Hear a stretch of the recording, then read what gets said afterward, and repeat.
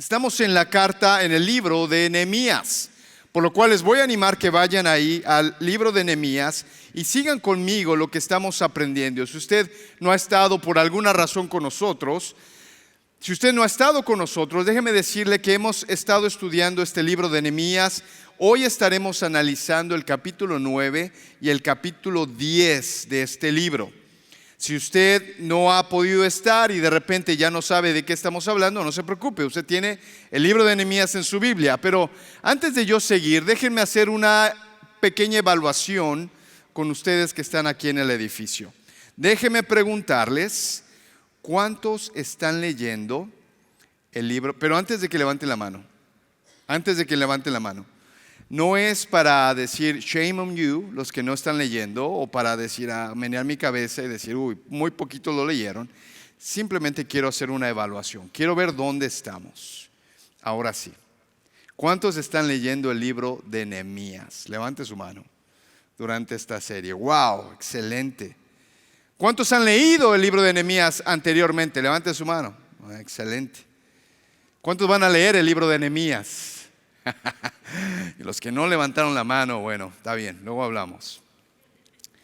Pero miren, lo que hemos estado aprendiendo del libro de Nehemías, recuerden que es un momento en el que Dios está trabajando con su pueblo, está trabajando con ellos porque hay una ciudad importante en la historia bíblica, en la historia de la humanidad, y esa ciudad se llama Jerusalén. Ahora, una ciudad que está colocada en lo alto. Para que usted pueda llegar a esa ciudad tenía que subir unas colinas. Una ciudad colocada en lo alto. Cuando usted ve la palabra de Dios que habla de Jerusalén, siempre va a encontrar la referencia, vamos a subir a Jerusalén. Pero no es porque está en el norte, de hecho está en el sur, pero es porque esta ciudad está colocada en lo alto y además es una ciudad de referencia, es una ciudad importante. Y si es una ciudad importante y de referencia, tiene que tener murallas. Y esas murallas van a representar varias cosas: protección, provisión, cuidado, pero sobre todo relevancia. Y es una ciudad a la cual las otras naciones van a venir y van a poder encontrar que dentro de esa ciudad existe el templo de Dios, en el cual la gente puede venir a escuchar, puede venir a traer sus sacrificios, puede venir a alabar a Dios. Y hemos hecho este paralelismo entre las murallas de Jerusalén o la ciudad Jerusalén con la importancia de la iglesia.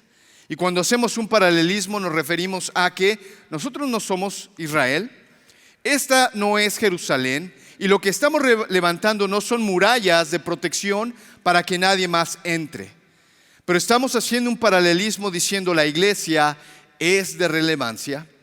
La iglesia es donde las personas pueden venir, escuchar de Dios, alabar a Dios, encontrar protección, encontrar provisión, pero sobre todo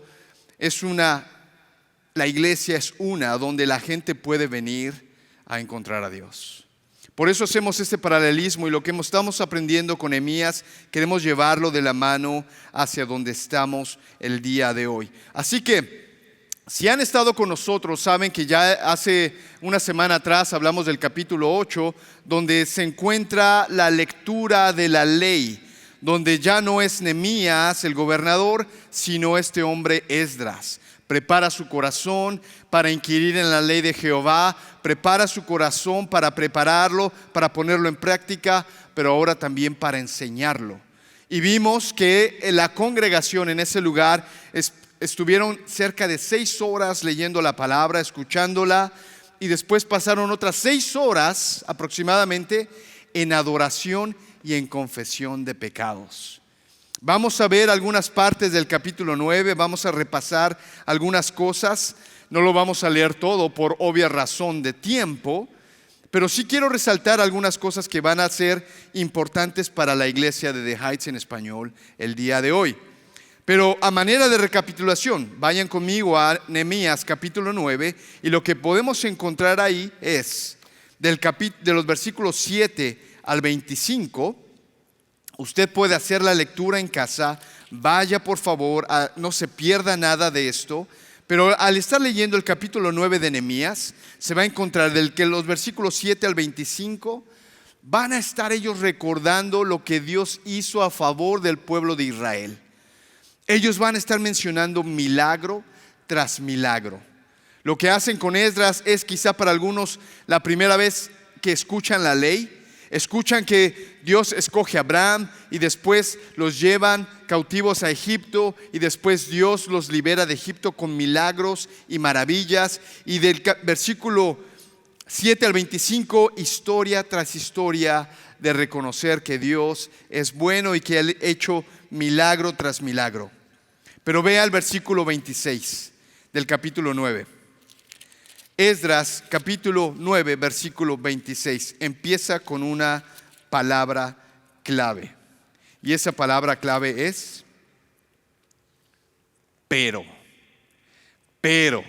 Y los esposos conocemos bien esta palabra. Cuando nuestra mujer nos está diciendo: qué bueno que te levantaste temprano, qué bueno que me ayudaste a arreglar, mira que hiciste un buen esfuerzo, pero.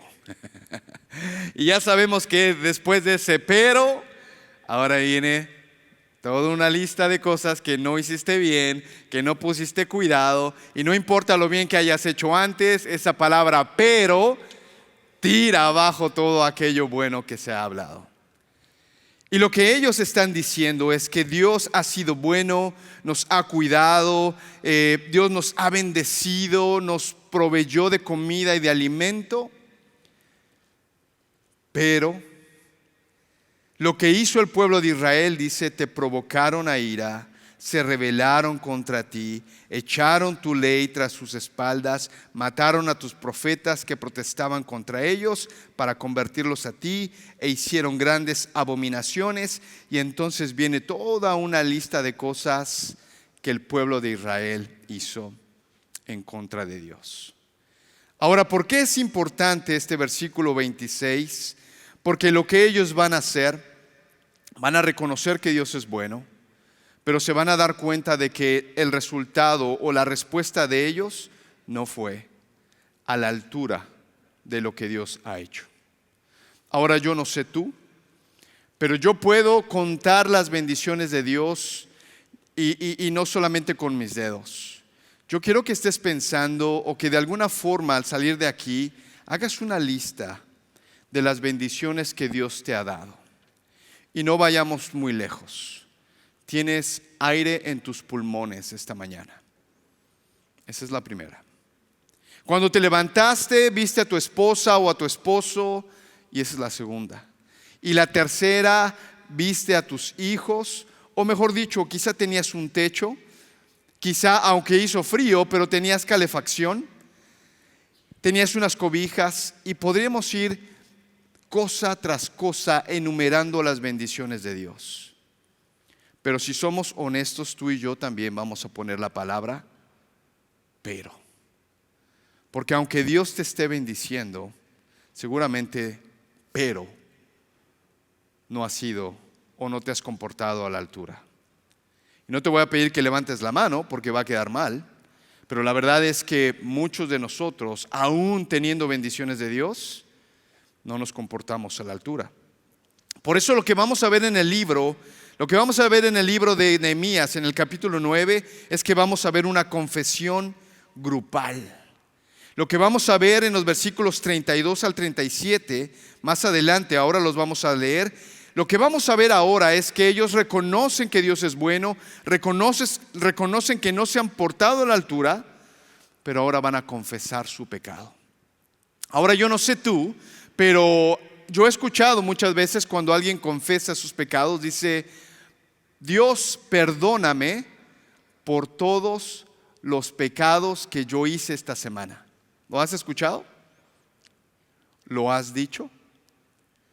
Cuando estás en un lío con tu esposa y las cosas no se van mejorando, a veces los esposos decimos: bueno, ya borremos todo eso, borrón y cuenta nueva, olvidemos todo lo que quedó atrás y empecemos de cero. Pero las esposas tienen una lista grande, que no es tan fácil, querido, apretar el botón de borrar y todo desaparece y empezamos de nuevo. De hecho, yo no estoy de acuerdo con aquellos o cuando decimos, Dios, perdóname por todos mis pecados del día, ahora déjame pedirte lo que yo necesito. Porque la confesión tiene nombre y apellido.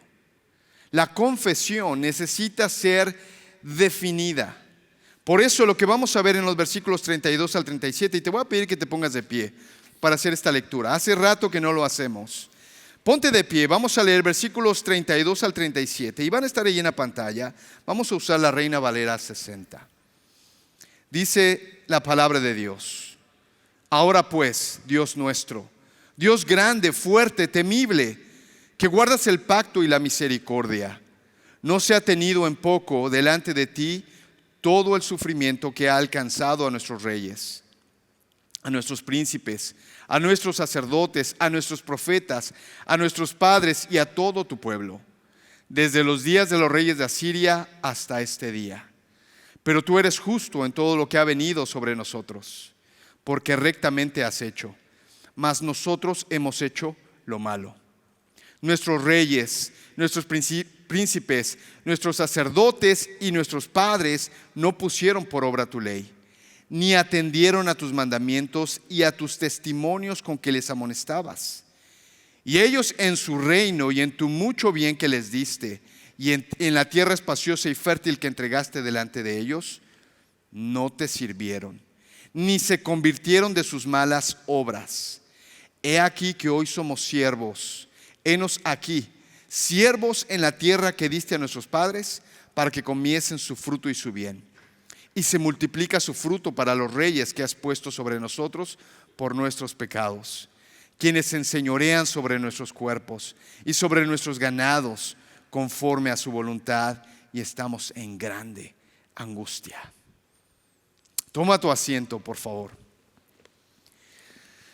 Porque yo no sé si pusiste atención a esto, pero ellos están reconociendo que Dios es bueno. Ellos están reconociendo que todo lo que a ellos les ha pasado no es porque Dios los tiene malas ganas de molestarlos. Ellos están reconociendo que lo que está pasando con ellos se lo merecen. Ahora, yo no sé cuántos de nosotros nos hemos levantado durante esta semana y al haber sucedido algo que no estaba en nuestro plan, o al haber pasado algo que no queríamos que estuviera ahí, estuvimos diciéndole a Dios: Dios, ¿por qué me haces esto? Hay un libro que se llama Cuando las cosas malas suceden a personas buenas, y la verdad que ese título está completamente equivocado, porque no existen personas buenas en el mundo. Y a veces en el cristianismo, hermanos, nosotros podemos tener una jactancia de decir: bueno, pero Dios, yo ya no tomo, yo ya no me drogo, yo ya no soy tranza, ahora trabajo honradamente, yo me intento portar bien. Ahora tú, ¿por qué, Dios, no me estás dando lo que yo necesito? Y podríamos tener una jactancia en nuestra vida de pensar que no tengo lo que necesito, lo que me merezco, porque Dios es malo. Pero la verdad, lo que está haciendo el pueblo de Israel es reconocer que Dios es bueno siempre, que Dios ha sido justo más de lo que ellos merecían. Dios ha provisto aún tierras que ellos nunca labraron, pozos que ellos nunca cavaron, y ahora ellos están en miseria, pero no porque Dios es malo. Ellos están reconociendo que ellos están en miseria porque ellos han desobedecido. De hecho, ellos van a estar reconociendo su desobediencia, van a reconocer que no se han portado en la forma que Dios quiere. Mira las palabras: Dios, tú eres grande, eres fuerte, eres temible, tú guardas el pacto y la misericordia, tú eres justo, rectamente has hecho. Pero nosotros hemos desobedecido, nosotros no hemos guardado tu ley, nosotros no obedecimos a nuestros padres. De hecho, nuestros padres no guardaron la ley, y eso es lo que a nosotros nos han enseñado. Pero tú, Dios, tú eres bueno. De hecho, me encanta el versículo 35, capítulo 4 de Daniel, donde él dice lo siguiente. De hecho, no es Daniel, es Nabucodonosor que dice estas palabras: todos los habitantes de la tierra son considerados como nada. Y Dios hace según su voluntad en el ejército del cielo y en los habitantes de la tierra. Y mira esto, no hay quien detenga su mano y le diga, ¿qué haces? Así que si tú te has levantado reclamándole a Dios, ¿por qué Dios haces esto? ¿O por qué Dios yo no tengo esto después de todo lo que he hecho por ti? ¿O después de todo lo que he cambiado? Déjame decirte algo. Tú estás hablando a la pared, porque Dios hace lo que Él quiere. Eso se llama soberanía. Y aun si tú te estás portando bien, como pasó con Job, un hombre íntegro, si aun que te estás portando bien y suceden cosas malas en tu vida, Dios sigue siendo bueno, justo, amable y sobre todo soberano. Well, good morning, church. We are so thrilled that you're with us. And today we're going to be Brian doing things Jones. different. That's why you're seeing me on a screen kicking off our service. So for those of you who like... No tengo ni idea por qué apareció ahí. No estaba en el plan. ¿Ok? Pero déjeme retomar después de esta distracción. Porque lo que Dios está diciendo es, yo voy a hacer lo que yo quiero hacer contigo, Israel, para que tú reconozcas que tú no te estás portando a la altura. Tú, Israel, tienes un propósito y tú, Israel, no estás trabajando de acuerdo a ese propósito. Por eso lo que ellos hacen es una confesión grupal. Pero en segundo lugar, déjame mostrarte que en el capítulo 10 lo que vamos a ver ahora es un compromiso congregacional. Fíjate que en el capítulo 9, versículo 38, lo que ellos van a decir es esto: Dios, tú eres bueno, nosotros hemos cometido cosas malas, pero en el 38 te vamos a decir lo siguiente, Dios. A causa pues de todo esto, nosotros hacemos fiel promesa y la escribimos, firmada por nuestros príncipes, por nuestros levitas y por nuestros sacerdotes. Dios, hicimos mal, tú eres bueno, ahora nosotros confesamos y vamos a poner este acuerdo escrito. Y tú puedes empezar a leer el capítulo 10 y vas a ver un montón de nombres que están ahí, porque esos nombres son personas que firman este acuerdo. Vamos ahora a empezar a portarnos bien. Versículos 1 al 27, toda una lista bien grande. Pero para que no usemos tiempo ahora para leer esta lista, déjame decirte que en esa lista está en primer lugar el gobernador que se llama Nehemías. Nehemías va a poner su nombre en este compromiso. Hemos hecho mal, ahora nos comprometemos a hacer bien. Primero que firma esa carta es Nehemías. En segundo lugar, los que están firmando esa carta son los líderes, sacerdotes, levitas y cabezas del pueblo, que ahora ellos van a hacer un compromiso, porque el compromiso comienza, hermanos, con los líderes. Ahora sí, vamos a ver el versículo 28 y 29. Porque después de que leemos esta lista, hay otra frase que es bien importante. Dice, el resto del pueblo, los sacerdotes, levitas, porteros y cantores, los sirvientes del templo y todos los que se habían apartado de los pueblos de la tierra a la ley de Dios, con sus mujeres, sus hijos e hijas, todo el que tenía comprensión y discernimiento, se reunieron con sus hermanos y sus principales para protestar y jurar que andarían en la ley de Dios que fue dada por Moisés, siervo de Dios, y que guardarían y que cumplirían todos los mandamientos, decretos y estatutos de Jehová nuestro Señor. Ahora déjame recapitular lo que estoy diciendo. El pueblo se encuentra, han leído la palabra de Dios, se dan cuenta que ahora sus pecados tienen nombre y apellido, se dan cuenta en dónde fallaron. Reconocen que Dios es bueno, pero ahora se van a comprometer a obedecer la ley de Dios. ¿Quiénes se comprometen? El líder Nehemías, los jefes de casas, sacerdotes y levitas, pero también todo el resto de la iglesia. El resto de la iglesia se levanta y se compromete a cumplir la ley de Dios. Ahora, lo que ellos ahora intentan hacer, vamos a cumplir la ley de Dios. Y yo no sé si estuviste con nosotros en la serie anterior, la de Gálatas, pero tú y yo estamos de acuerdo que nadie puede cumplir la ley de Dios. Básicamente lo que ellos están comprometiéndose a hacer es una misión imposible. Ellos están diciendo, si nos comprometemos a obedecer 613 mandamientos de la ley. Señor, aquí estamos, reconocemos el pecado y ahora queremos obedecerte. Lo firmamos el acuerdo. ¿Quiénes? Todos. Pero ellos están firmando un acuerdo que los está llevando directamente al fracaso. Pero ¿sabes qué es lo que es importante aquí? Aunque la ley no se puede cumplir, nadie puede cumplir la ley. La ley incluye un sistema de sacrificios. Por cada vez que has roto la ley, por cada vez que no has podido cumplirla, hay un sacrificio que tienes que cumplir dentro de la ley. Y lo más importante de este sistema de sacrificios, ¿sabes cuál es? Que esos sacrificios apuntan a una sola persona. Esa persona es Cristo. Ahora no te confundas tanto. Ellos se comprometen a hacer algo que nadie puede hacer. Pero ¿sabes qué está diciendo Dios? Dios está diciendo, me gusta. Me gusta que te estés comprometiendo a hacer algo que no puedes hacer. ¿Sabes por qué dice Dios?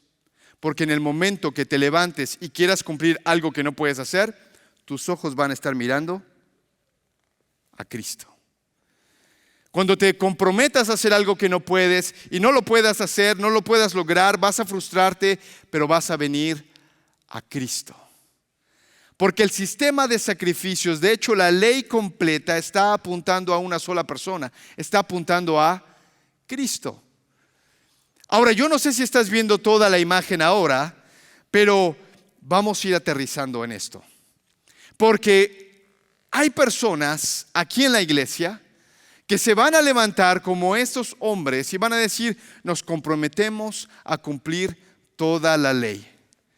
Y en el momento en que empiecen a cumplir algunas, se van a levantar y van a decir, wow, yo soy mejor que otros aquí en la iglesia. Y van a empezar a ver a los otros que no cumplen la ley como ellos por encima del hombro.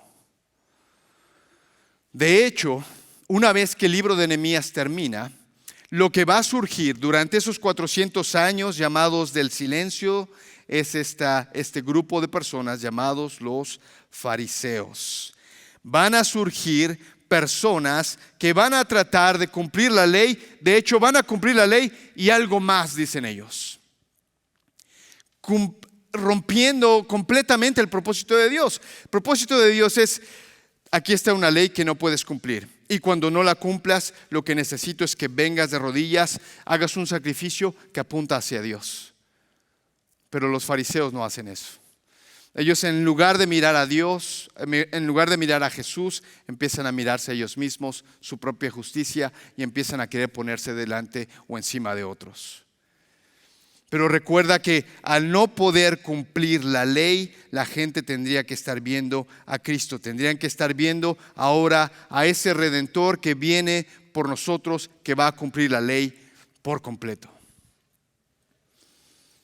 Ahora la historia de Israel, el pueblo de Israel tenía lindas historias. Dice en el versículo 29 del capítulo 10, ellos están diciendo, se reúnen con sus hermanos y los principales para protestar, para jurar que andarían en la ley de Dios, que fue dada por Moisés su siervo, que guardarían, cumplirían todos los mandamientos, decretos y estatutos de Jehová nuestro Señor.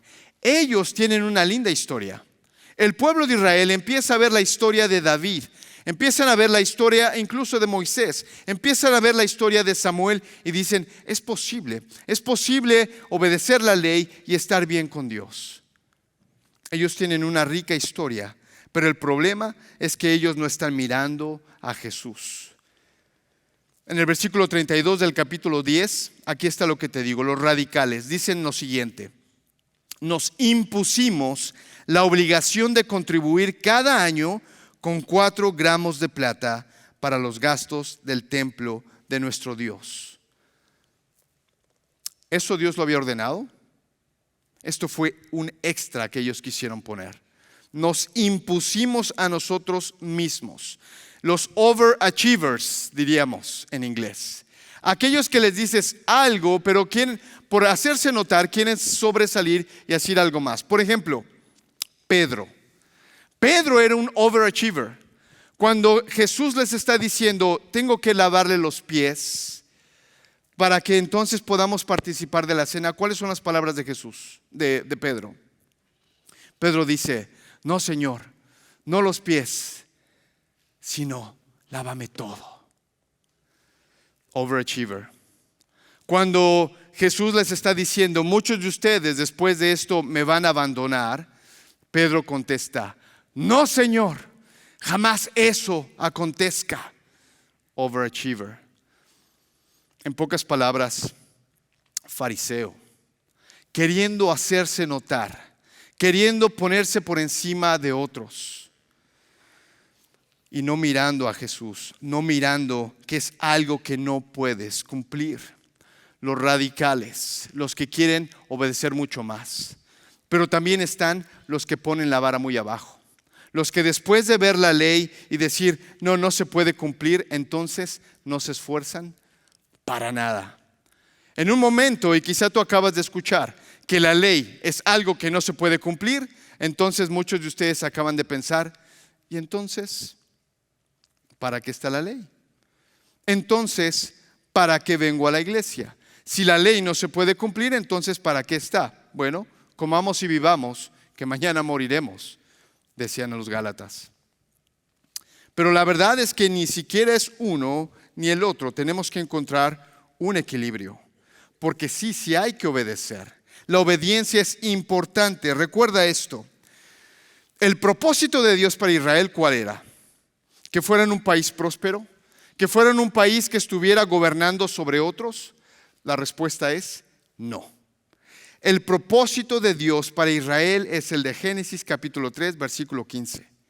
Y con esta gráfica lo vas a ver.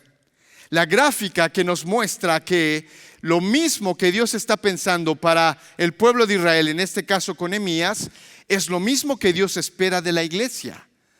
Una ciudad puesta en lo alto, una ciudad que sea de referencia, una ciudad de reyes y sacerdotes que estén mostrando a Dios. Eso con Israel. Pero lo mismo sucede con la iglesia. Una iglesia que esté obedeciendo a Dios. Una iglesia de reyes y sacerdotes que están obedeciendo la palabra de Dios. Ahora quizá tú ya estás en mucha confusión en este momento. Y si estás muy confundido, qué bueno. Porque déjame traer en esta conclusión qué es lo que tenemos que hacer tú y yo. Porque si el pueblo de Israel con Nehemías reconocen que han pecado, reconocen que Dios es bueno y se comprometen a obedecer, pero lo que se están comprometiendo a obedecer simplemente va a fracasar, ¿qué nos queda a ti y a mí? Déjame decirte como una conclusión. La conclusión es que la obediencia es primordial en la vida cristiana. Tú y yo, como creyentes en Cristo, tenemos que tomar el ejemplo de este pueblo de Israel, comprometiéndose, no solo los líderes, sino todo el pueblo. Y tenemos que comprometernos a obedecer. Ahora, pastor, dígame qué hay que obedecer porque estoy muy confundido. Muy bien, qué bueno que lo preguntas. Porque recuerda esto, Jesús es más grande que la ley. Jesús es más grande que el templo. Jesús es más grande que los profetas. Jesús es más grande que lo que vemos en el libro de Nehemías.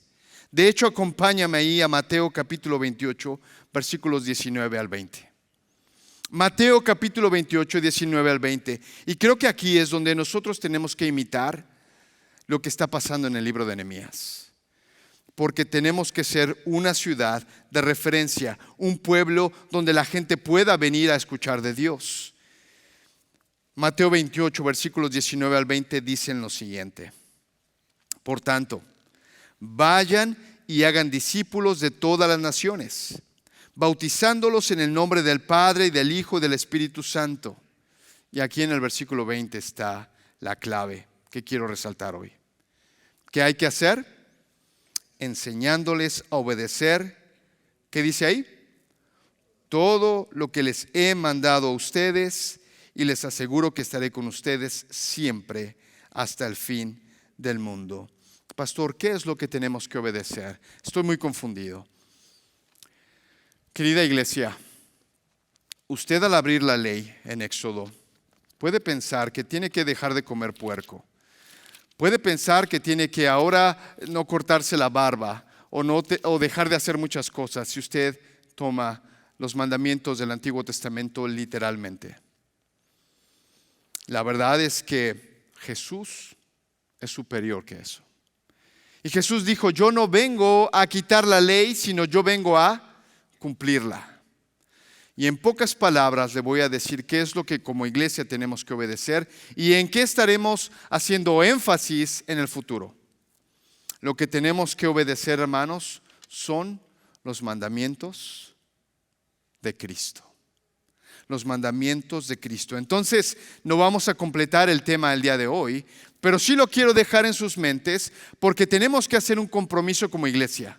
No podemos decir, bueno, la ley es imposible de cumplir, olvidémonos de la ley. No, la ley está ahí para ser cumplida. Ahora, Cristo la cumplió. Y Cristo sube el nivel de la ley. Cuando en la ley dice, no matarás, Jesús dijo, todo el que odiare a su hermano en su corazón es culpable de ese homicidio. Y cuando la ley dice, no tomarás a la mujer de tu prójimo, Jesús toma eso pero lo eleva y dice, cualquiera que mirare a una mujer para codiciarla es culpable de adulterio. Y entonces, querida iglesia, lo que tenemos que obedecer no es esa ley, sino son los mandamientos de Jesús, los cuales vamos a continuar estudiando en el futuro, los cuales estaremos tomando series para que como iglesia aprendamos qué es lo que Dios espera de nosotros y entonces cómo actuar. Porque iglesia, nosotros somos ese punto de referencia para la comunidad. El día viernes estuvimos en un funeral, como ustedes saben, y fue un funeral muy difícil. Y algunos de ustedes vinieron, nos acompañaron, estuvieron ahí con nosotros. Fue un funeral en donde yo paso un tiempo muy difícil. Ver a personas llorando, ver a personas que quieren ver que esa persona esté con ellos nuevamente. Y había mucha gente que no viene a la iglesia o que no va a una iglesia. Ahora, si tú estuviste ahí, fue un momento bien difícil y quizá estás de acuerdo conmigo. Es ahí donde la iglesia tiene que estar. Es ahí donde hay personas con el corazón roto, donde la iglesia tiene que estar. Te vamos a invitar a caminar con nosotros en los apartamentos de aquí del norte de Dallas, donde vas a encontrar corcholatas de cerveza y quizá algunas latas de cerveza y las vas a ver ahí tiradas. Y vas a ver a niños que están jugando en la calle solos. Y te voy a decir algo, es ahí donde la iglesia tiene que estar. Porque si vamos a ser un punto de referencia, tenemos que obedecer los mandamientos de Jesús. Y los mandamientos de Jesús incluyen: llorad con los que lloran. Los mandamientos de Jesús incluían ir con una mujer que se dedicaba a la prostitución y estar ahí con ella. Los mandamientos de Jesús incluyen amar al enemigo y estar ahí para el que más lo necesita. ¿Sabes que el pueblo de Israel habían levantado los muros? Ahora tenían unos muros hermosos y habían edificado una ciudad envidiable. Pero ¿sabes qué les faltaba a ellos? La renovación interna. El ponerse a cuentas con Dios, confesar su pecado y comprometerse a obedecer los mandamientos. Déjame hacerte este paralelismo, querida iglesia. ¿Te gusta este edificio? Es hermoso. ¿Te gusta la alabanza? Es espectacular. ¿Te gustan las luces? Quizá no te gusta el pastor, pero creo que tenemos unas lindas murallas.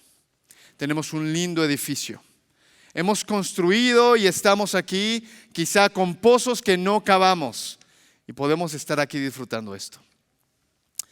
Pero podemos estar disfrutando unas murallas y un edificio con un corazón no renovado, con un corazón lejos de lo que Dios quiere que seamos. Así que pongámonos de pie y comprometámonos, hermanos, a obedecer los mandamientos de Jesús. Pónganse de pie. Quiero terminar con lo siguiente. Uno de los mandamientos de Jesús, ¿sabes cómo se llaman? La Santa Cena. Porque no solamente Jesús cumplió aquella ley, 613 mandamientos, sino que Él ahora vino con más mandamientos para obedecer. Y este es uno, la Santa Cena, la conmemoración, la comunión. Y te voy a invitar a que tome los elementos. Y ahí en 1 Corintios capítulo 11, versículos 23 y 24 los voy a leer. Porque lo que hace Jesús, o en este caso lo que hace Pablo, es recordar lo que ellos tienen que hacer como iglesia. Va a decir lo siguiente: yo recibí del Señor lo que también les enseño a ustedes, que el Señor Jesús, la noche en que fue entregado, tomó el pan y habiendo dado gracias, lo partió y dijo: tomad, comed, esto es mi cuerpo, que por vosotros es partido, haced esto en memoria de mí. Pero antes de comerlo, querida iglesia, déjame decirte algo. Tienes el elemento, pero ¿sabes cuál es la actitud interior que el Señor también nos manda? Nos dice: como es el cuerpo de Cristo, tenemos que participar de Él de forma digna. Así que si tú has fallado en tu caminar con Cristo, te has dado cuenta que la ley es algo que no puedes obedecer, ¿sabes a dónde tienes que mirar? Tienes que mirar a Cristo y pedirle perdón. Y antes de comer esta galletita o este pedacito de pan, tienes que ponerte a cuentas con Dios. Así que hazlo ahora. Vamos a orar y decir: Señor, yo quiero obedecer tu mandamiento, pero lo voy a hacer dignamente. Señor, yo no he cumplido con la ley. Yo no he cumplido con tus mandamientos. Dios, yo sigo pecando con mi mirada. Dios, yo sigo pecando en mi corazón. Dios, yo he recibido tantas bendiciones y que aún me quejo de ti. Dios, yo no veo lo que tú quieres, o yo no veo lo que yo quiero, o lo que yo espero de ti, y me quejo de ti, Señor. Pero reconozco que tú eres santo, tú eres bueno, que yo soy el pecador. Y reconozco que Cristo dio su cuerpo para que el perdón de mis pecados fuera perdonado, y tu cuerpo fue partido. Así que Dios, confieso mis pecados delante de ti. Toma unos segundos para eso.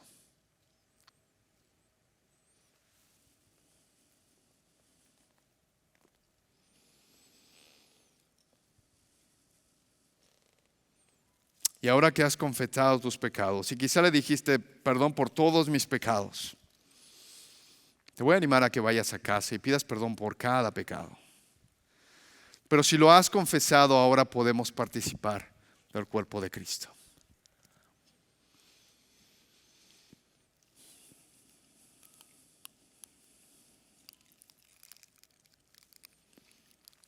Versículo 25 dice: asimismo, tomó también la copa después de haber cenado, diciendo: esta copa es el nuevo pacto en mi sangre. Haced esto todas las veces que la bebiereis en memoria de mí. Así que todas las veces que coman este pan y beban esta copa, la muerte del Señor anuncian hasta que Él venga. La mismo, hermanos, hacemos este mandamiento no como una rutina, pero para recordar el sacrificio de Cristo, su sangre derramada para el perdón de nuestros pecados. Y querida iglesia, te voy a decir algo. No es tarea de los líderes que andemos en santidad. Tenemos que. No es cuestión del pastor. Porque si la iglesia no está andando o no está creciendo o no está obteniendo las bendiciones de Dios, el pastor debe estar en pecado. Oh, no, güey. Quizá los líderes están en pecado. Acabamos de leer en el libro de Nehemías que el que se comprometió fue Nehemías, los líderes. Pero ¿sabes quién más? Todo el pueblo se comprometió a reconocer sus pecados y ahora cumplir con la ley. Es una tarea muy difícil, imposible. Pero Cristo, para eso estás tú. Para que al ver nuestra derrota veamos a ti y tú eres el glorificado, tú eres el importante, no yo. No yo que cumplo la ley, nadie la cumple. Pero todos aquí estamos limpios, o deberíamos estar limpios con lo que esto representa. ¿Sabes qué es esto? La sangre de Cristo. Si tú has aceptado a Cristo, entonces participa de ella. Cumplamos este mandamiento.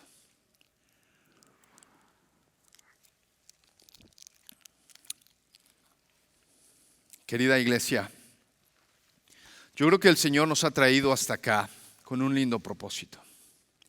Pero sabes que la bendición de la ciudad y el cumplir lo que Dios quiere hacer con nosotros, ¿sabes de quién requiere? De cada uno de nosotros. De cada uno de nosotros. ¿Lo vas a hacer? Padre, gracias por el tiempo que nos das. El libro de Nehemías, Dios, nos desafía. Porque sí, vemos a un líder. Vemos a un hombre que tú le diste una visión, una pasión. Y el hombre vino y empezó a restaurar. Pero Dios, vemos a un pueblo que al ver tu palabra confesó su pecado. Dios, yo no soy quien para confesar los pecados de toda esta congregación. Pero Padre, te ruego que nos permitas ver nuestro pecado. Porque al final del día, contra quien pecamos es contra ti, Dios, que eres santo, justo, bueno, eres perfecto, eres soberano. Padre, y que cuando a veces nos quejamos porque el hermano no hizo, porque la iglesia es acá, porque no tengo lo que quiero, solamente estamos reflejando nuestro corazón. Padre, yo como los líderes, como el resto de la iglesia, creemos que esta iglesia está para hacer referencia, no a nuestro nombre, sino para tu reino, Dios. Y hay una comunidad allá afuera que está sufriendo, que te necesita. Y no nos vamos a quedar en ese edificio, Dios, vamos a estar allá afuera. Pero si va a haber un resultado bueno, si va a haber un buen ejercicio de predicar el evangelio y personas viniendo a Cristo, es porque hemos hecho un compromiso de santidad y un compromiso de obediencia, la cual estaremos analizando en los días que vienen y estaremos buscando, Señor, obedecer, aferrados a la sangre de Cristo, Dios. Padre, ayúdanos en esa tarea, te lo pedimos en el nombre de Cristo. Y el pueblo dice, amén.